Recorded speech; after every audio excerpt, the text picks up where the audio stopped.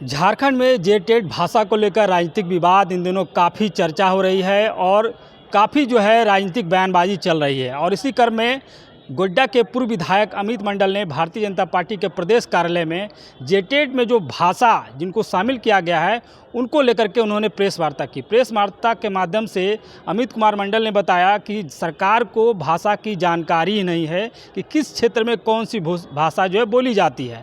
सबसे बड़ा सवाल उन्होंने उठाया कि जिस तरीके से खूंटी में मुंडारी को हटा दिया गया, गोड्डा में अंगिका भाषा को हटा दिया गया, कई क्षेत्रों में जो है जो वहाँ की स्थानीय भाषा है उसको जो है वहाँ पर नहीं रखा गया है, यह सबसे बड़ा विषमता है। आगे अमित मंडल ने कहा कि गोड्डा में सबसे ज़्यादा अंगिका भाषा जो है बोली जाती है और उसको जो है शामिल नहीं किया गया है, यह काफ़ी विषमतापूर्ण है। और राज्य सरकार ने जिस तरीके से भाषा विवाद को पैदा किया है इससे आम लोगों में नाराज़गी है। आगे अमित कुमार मंडल क्या कुछ भाषा विवाद में प्रेस वार्ता के माध्यम से बता रहे हैं, देखें आप। तो सबसे पहले मैं पॉलिटिकल मुद्दे की तरफ जाऊंगा और आज की डेट में झारखंड सरकार, ये अबुआ सरकार जो अपने आप को कहती है, ये अबुआ सरकार नहीं, ये बबुआ सरकार है। और ये इसमें बोलने में मुझे कोई अतिशयोक्ति नहीं है कि ये महुआ सरकार की जो पॉलिसीज बनती है वो बिना तथ्य, बिना आधार, बिना कोई शोध के बनती है। और जिसका सबसे बड़ा प्रमाण आप सभी प्रेस मीडिया के पास जेटेट की जो क्षेत्रीय और जनजातीय भाषाओं की सूची जारी हुई है उसके आधार पर आप इसको देख सकते हैं। जेटेट की जो क्षेत्रीय और जनजातीय भाषा की सूची तैयार हुई है उसको अगर आप गौर से देखेंगे तो आपको साफ स्पष्ट हो जाएगा कि झारखंड सरकार को अपने प्रदेश की जानकारी ही नहीं है। और झारखंड सरकार को अपने प्रदेश की जानकारी इसलिए नहीं है क्योंकि आप बताएं कि रांची के बगल में खूंटी है और खूंटी में जो है जो बोलचाल की भाषा, जनजातीय भाषा है वो मुंडारी है। और जेटेट की नियमावली से क्षेत्रीय जनजातीय भाषाओं में मुंडारी को हटा दिया गया। क्या आधार था मुंडारी को हटाने का, ये सरकार को स्पष्ट करना चाहिए। वहीं आप पलामू गढ़वा की तरफ जाएं तो जनजातीय भाषाओं में नागपुरी और कुड़ुक को जोड़ दिया गया है।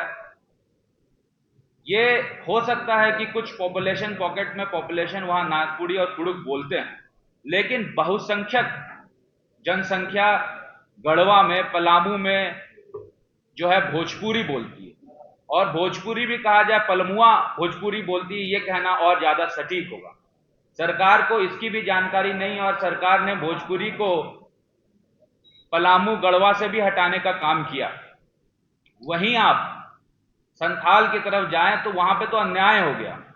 और मैं संथाल में अन्याय हो गया इसलिए कह रहा हूं क्योंकि गोड्डा में बहुसंख्यक भाषा अंगिका है। ऑन रिकॉर्ड आकर बोले कि पलामू गढ़वा में भोजपुरी नहीं बोली जाती है।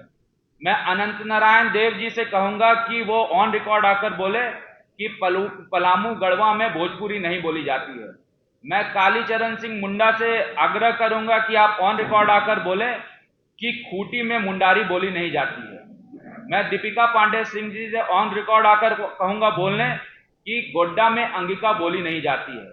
मैं प्रदीप यादव जी से ऑन रिकॉर्ड कहूंगा आकर बोलने कि गोड्डा में अंगिका नहीं बोली जाती है। मैं संजय यादव जी से ऑन रिकॉर्ड कहूंगा आकर बोलने, जो बांका के मंत्री हैं, झारखंड के मंत्री कम हैं, कि ऑन रिकॉर्ड आकर बोले कि गोड्डा में अंगिका नहीं बोली जाती है। जब इतने मंत्री, इतने विधायक ये नहीं कह सकते हैं कि भोजपुरी और अंगिका जो नियमावली, जेटेट की नियमावली है वो ठीक बनी है, तो फिर अपने सरकार को इन्होंने इन बातों से अवगत क्यों नहीं कराया। और आपके जानकारी के लिए मैं कह दूं कि जो भी नियमावली बनती है, जो भी नियम बनती है, तो सबसे पहले वो कैबिनेट जाती है। और जब वो कैबिनेट जाती है तो कैबिनेट के अनुशंसा के बाद ही वो नियम सार्वजनिक होती है। तो जब वो कैबिनेट ये प्रस्ताव गया होगा तो क्या उस समय दीपिका पांडे सिंह जी को अंगिका के नाम पर आपत्ति नहीं दर्ज करना चाहिए? क्या राधा कृष्ण किशोर जी को भोजपुरी का हटाने के नाम पर आपत्ति दर्ज नहीं करना चाहिए? क्या संजय यादव जी को अंगिका को हटाने पे आपत्ति दर्ज नहीं करना चाहिए? यदि आपने कैबिनेट के मीटिंग पे ही आपत्ति दर्ज की होती तो आज ये स्थिति परिस्थिति उत्पन्न ही नहीं होती और ये विवाद उत्पन्न ही नहीं होता, खड़ा ही नहीं होता।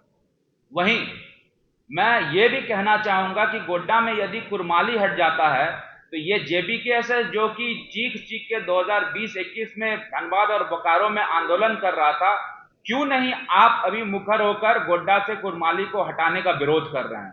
क्यों आप सरकार के पिट्ठू बन गए हैं और सरकार की सब नीतियों में आप हाँ में हाँ मिला रहे हैं? मुझे तो लगा कि सबसे पहले जेबीकेएसएस को ही आंदोलन शुरू करना चाहिए था, कुरमाली को गोड्डा से हटा दिया गया तो इसके लिए संघर्ष तो शुरू हो जाना चाहिए था। लेकिन आज जेबीकेएसएस उनके विधायक शांत है, जो ये दर्शाता है कि कहीं ना कहीं एन केन प्रकारेण जेबीकेएसएस का मकसद जेएमएम महागठबंधन को फायदा पहुंचाना है।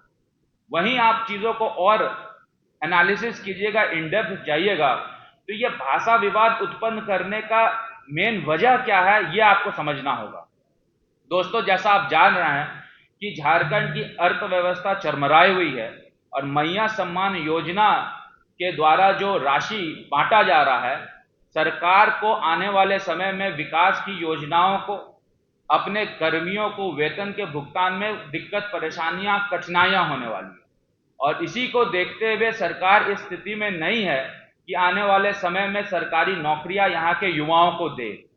जेटेट की जो परीक्षा नियमावली बनी है, रामदास सोरेन जी कभी उसको बोलते हैं वो शुरू होने वाला है, कभी डेट को कैंसिल करते हैं, फिर नई डेट के बारे में जिक्र करते हैं।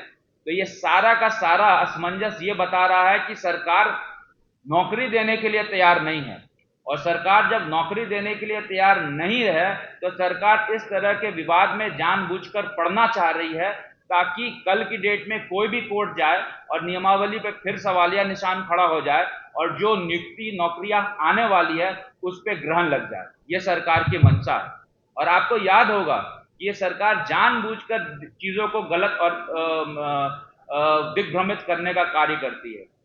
जेटेट की नियमावली 2013 और 2016 में भी एडवर्टीजमेंट निकला था और जेटेट की नियमावली में अगर आप 13 और 16 का एडवर्टीजमेंट देखेंगे तो उसमें अंगिका की क्षेत्रीय भाषा में उस समय थी। अब सरकार को बताना चाहिए कि 13-16 में यदि अंगिका जेटेट की नियमावली में थी तो 2024-25 की नियमावली में अंगिका को अचानक से क्यों हटा दिया गया? ये सरकार को स्पष्ट करना होगा कि इन सब सारे बिंदुओं में सरकार का स्टैंड क्या है। इसके बाद अब आप ये कहेंगे कि मान लीजिए अंगिका नहीं है तो क्या हुआ, लोग तो कंपीट फिर भी कर जाएंगे हिंदी को लेकर। दोस्तों, आपको ये समझना होगा कि जेटेट की जो परीक्षा है तो जेटेट की परीक्षा दो भाग में बटी हुई है। एक भाग में उर्दू को इन लोगों ने सेफ कर दिया है। उर्दू तो मेन भाषा हो गई है जिसमें 60% जो मार्क्स होगी उसमें उर्दू में, हिंदी में या इंग्लिश में ऑप्ट करना है। शेष जो भाषाएं हैं, क्षेत्रीय भाषाएं हैं, जनजातीय भाषाएं हैं, लोगों को और स्थानीय युवाओं को, खतियानधारी युवाओं को प्राथमिकता मिले नौकरियों में, इसलिए क्षेत्रीय भाषा और जनजातीय भाषाओं का प्रावधान रखा है। जब क्षेत्रीय भाषा और स्थानीय भाषाओं के प्रावधान में अंगिका भाषी जब अपना एग्जाम लिखने जाएगा तो उसको अंगिका सब्जेक्ट दिखेगा नहीं, उसको खोटा दिखेगा तो वो एग्जाम में उतना स्कोर ही नहीं कर पाएगा। जब पलामू का लड़का, गढ़वा का लड़का एग्जाम लिखने जाएगा, उसको भोजपुरी ऑप्शन दिखेगा ही नहीं तो वो एग्जाम में स्कोर ही नहीं कर पाएगा। जब खूंटी का लड़का एग्जाम लिखने जाएगा और उसके जनजातीय भाषाओं में मुंडारी दिखेगा ही नहीं तो वो जेटेट के एग्जाम में स्कोर ही नहीं कर पाएगा।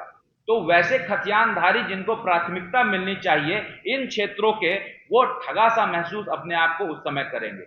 ये भविष्य की बात है, ऐसा उसमें जो है प्रावधान सरकार ने किया है। अब सरकार क्या करती है, सरकार को जवाब देना चाहिए। जैसा मैंने कहा कि आप इन सारे लोगों से, मैं मीडिया के सभी लोगों से अनुरोध करूंगा जिनका जिनका नाम मैंने लिया है, इन सारे लोगों से आप पूछे कि आपके क्षेत्र में कौन सी भाषा बोली जाती है और यदि ये भाषा बोली जाती है तो आपने अपने युवाओं के हक की लड़ाई के लिए सरकार पे दबाव बनाया कि नहीं बनाया, और अगर आपने नहीं बनाया तो क्यों नहीं बनाया। ये सीधा सीधा सवाल हेमंत सोरेन जी से, उनके मंत्री से, उनके विधायक से और उस क्षेत्र के संबंधित जो नेतागण है उनसे पूछनी चाहिए। इसलिए मैंने आज यहाँ पे ये प्रेस कॉन्फ्रेंस आयोजित किया पार्टी के द्वारा।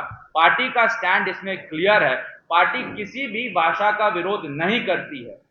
पार्टी ना खोटा का विरोध करती है, ना अंगिका का विरोध करती है, ना मगही का, ना हो मुंडारी का विरोध करती है।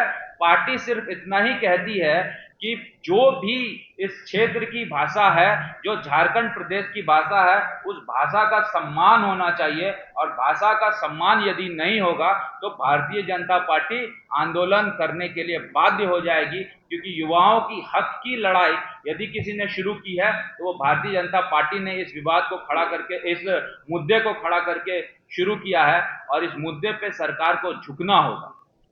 जैसा मैंने कहा कि इसका प्रेस कॉन्फ्रेंस का दूसरा पहलू भी है। दूसरा पहलू यह है कि भाषा अपने आप में आपकी संस्कृति, आपके सभ्यता को दर्शाता है। आपको याद होगा कि ये सरकार जो आई है, ये सरकार जो है अगुआ सरकार कह के आई है। जनजातियों की, जो है एससी की, एसटी की जो भावनाओं को जो है वो कहती है कि ये सरकार उसकी उत्थान की बात करेंगे। तो ये सरकार के पास भी मौका था कि सरकार आदिम जनजातीय भाषाओं को भी जोड़े। इस चीज आदिम जनजातीय भाषाओं को यदि सरकार जेटेट की नियमावली में जोड़ती है तो वैसे लोगों को भी प्राथमिकता मिलता है जो असुर भाषा बोलते हैं, जो बिहोर भाषा बोलते हैं, जो बिरजिया भाषा बोलते हैं, जो कोरबा भाषा बोलते हैं, जो माल पहाड़िया भाषा बोलते हैं, जो परहैया भाषा बोलते हैं, जो सोरी परहैया पहाड़िया भाषा बोलते हैं, जो सब्र भाषा बोलते हैं, और जो मालतो भाषा बोलते हैं। ये डॉक्टर रामदयाल मुंडा जनजातीय शोध संस्था टीआरआई जिसको बोलते हैं, उनके द्वारा ये आदिम जनजातीय भाषाओं की सूची है। और इन सूची में कई ऐसी भाषाएं हैं जो पहले जेटेट के नियमावली में शामिल थी, लेकिन इस सरकार ने उसको हटा दिया। तो सरकार से अब दूसरा सवाल ये मेरा ये होगा कि आदिम जनजातीय भाषाओं के लिए, आदिम जनजातीय जनसंख्या के लिए सरकार क्या कर रही है। यदि सरकार इन भाषाओं के माध्यम से टीचर्स की नियुक्ति करती तो इन भाषाओं को एक तरह से सरकार प्रमोट करने का काम करती। लेकिन राज्य सरकार ने, यदि हम लोगों ने द्वितीय राजभाषा का दर्जा अंगिका को दिया था और द्वितीय राजभाषा का दर्जा अंगिका से हटा देती है, तो ये दुर्भाग्य, ये सरकार को नहीं करना चाहिए था, इसका प्रतिकार भी